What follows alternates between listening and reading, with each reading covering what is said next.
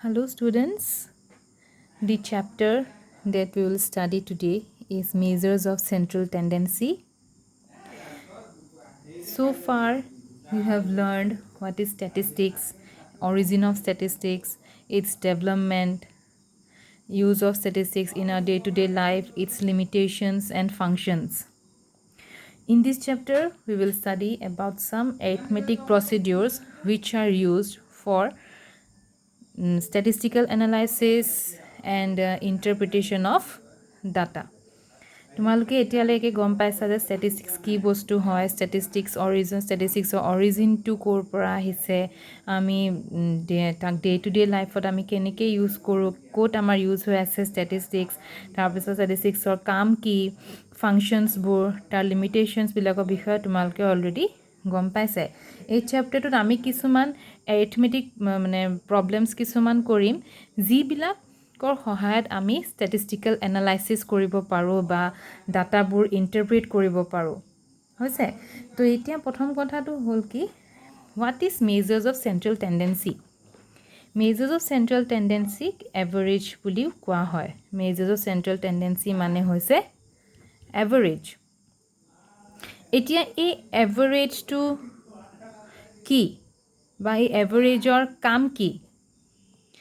চ' average বুলি ক'লে মই তোমালোকক এটা এক্সাম্পল দি পেলাই বুজাই দিওঁ যে এভাৰেজৰ কাম কি, এভাৰেজে কি কৰে। তোমালোকৰ যিটো ৰিজাল্ট ওলাইছে, মেট্ৰিকৰ যিটো তোমালোকৰ ৰিজাল্ট পালা, তাত তোমালোকে যিটো পাৰ্চেণ্টেজ পাইছা, সেই পাৰ্চেণ্টেজটো ক'ৰ পৰা আহিছে? টোটেল 6টা ছাবজেক্টৰ মাৰ্কছৰ পৰা পাৰ্চেণ্টেজটো ওলাইছে, হয় নহয়? মাৰ্কছৰ পৰা পাৰ্চেণ্টেজটো আমি উলিয়াইছোঁ। এতিয়া প্ৰত্যেকটো 6টা ছাবজেক্টত তোমালোকে 6টা মাৰ্কছ পাইছা, সেই মাৰ্কছখিনিৰ টোটেল মাৰ্কছৰ পৰা আমি কি কৰিছোঁ? পাৰ্চেণ্টেজটো উলিয়াই লৈছোঁ। সেই যিটো পাৰ্চেণ্টেজ ওলাইছে, সেই পাৰ্চেণ্টেজটো কি কৰিছে? তোমালোকৰ বাকী 6টা ছাবজেক্টৰ মাৰ্কছখিনিক ৰিপ্ৰেজেণ্ট কৰি আছে। বুজি পাইছানে তোমালোকে? তোমালোকৰ যিটো ৰিজাল্ট 6টা ছাবজেক্টৰ তোমালোকে 6টা বেলেগ বেলেগ মাৰ্কছ পাইছা, সেই মাৰ্কছখিনিৰ যিটো এগ্ৰিগেট, সেই এগ্ৰিগেট তাৰমানে টোটেলটোৰ পৰা আমি কি উলিয়াইছোঁ? পাৰ্চেণ্টেজটো উলিয়াইছোঁ। আৰু সেই পাৰ্চেণ্টেজটোৱে কি কৰিছে? তোমালোকৰ অ'ভাৰঅল ৰিজাল্টটো কি কৰিছে? ৰিপ্ৰেজেণ্ট কৰিছে। তাৰমানে তোমালোকৰ যিটো মাৰ্কছ ডিষ্ট্ৰিবিউশ্যন, সেই মাৰ্কছ ডিষ্ট্ৰিবিউশ্যনটোক পাৰ্চেণ্টেজটোৱে কি কৰিছে? ৰিপ্ৰেজেণ্ট কৰিছে। তাৰমানে the main objective of measures of central tendency is to determine a single representative value for the entire series of data. The percentage is a representative value of your result. So এভাৰেজৰ কামটোৱে হৈছে সেইটো যে আমি কি কৰিব পাৰোঁ, যে এটা ডাটাখিনিৰ এটা আমি ছিংগল ভেলু উলিয়াব পাৰোঁ। আৰু এটা এক্সাম্পল মই ল'ব পাৰোঁ, heights of students in a class. এটা ক্লাছত যিখিনি ষ্টুডেণ্ট আছে, সেই ষ্টুডেণ্টখিনিৰ যদি মই এভাৰেজ হাইটটো যদি মোক দৰকাৰ হয়, তেতিয়া মই কি কৰিব লাগিব? প্ৰত্যেকটো ষ্টুডেণ্টৰ, ছাপ'জ ধৰি লওঁ ক্লাছটোত 10 ষ্টুডেণ্টছ আছে, মই সেই 10টা ষ্টুডেণ্টৰ প্ৰত্যেকৰে ইণ্ডিভিজুৱেলি হাইটবোৰ উলিয়াব লাগিব, ল'ব লাগিব।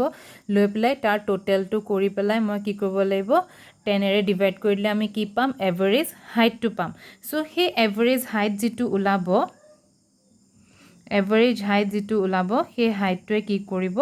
বাকী এই 10টা ষ্টুডেণ্টৰ হাইটটো কি কৰিব? ৰিপ্ৰেজেণ্ট কৰিব। চ' the average height is representing the heights of 10 students. So central tendency is nothing but the average, and its main objective is to determine a single representative value for the entire set. So in this chapter we will study about 6 measures of central tendency or 6 averages, and they are: number 1,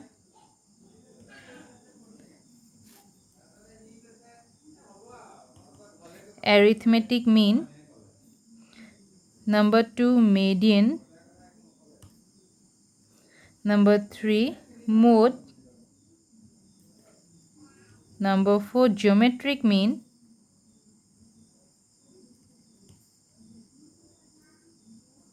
And number 5, harmonic.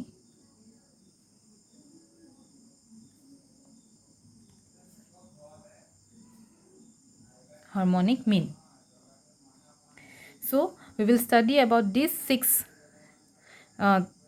these 5 averages in our next class.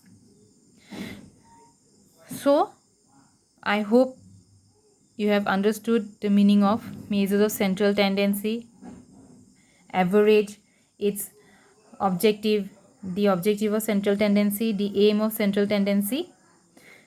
So that's all for today.